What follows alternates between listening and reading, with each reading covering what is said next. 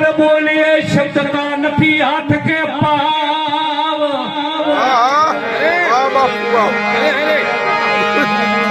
एक शब्द औषधि करावे एक शब्द करावे घाव सदगुरु साहेब की આજે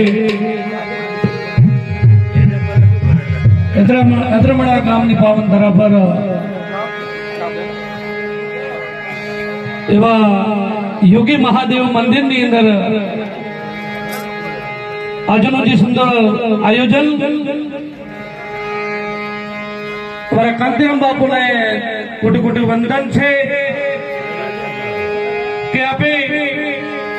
શિવરાત્રીના જે દિવસે આજનો જે ભગીરથ ગંગા સમાજને બોલાવી સંતોને બોલાવી ભક્તોને બોલાવી જે સત્સંગ મહિમા રાખે બદલ હું વંદન કરું છું બોલા આજનો મહિમા ગામે ગામ શિવજીનો થઈ રહ્યો છે એમના ગુણના ગવાર્યા છે પણ મારે એ વાત કેવી છે કે અહીંયા જે સમાજ બેઠી છે ભૌતિક સંસાર વ્યવહાર વિશે હું વાત કરું છું સાહેબ આ જીવને શિવ તરફ જવું છે ને તો પેલો સંસારિક વ્યવહાર જ્ઞાન પ્રાપ્ત કરવું પડશે ને કે આ જ્ઞાન શિવ સુધી ક્યારે તમે નહીં પૂગી શકશો સાહેબ એટલે આ જીવને શિવ સુધી પૂગવું હોય છે ને એના માટે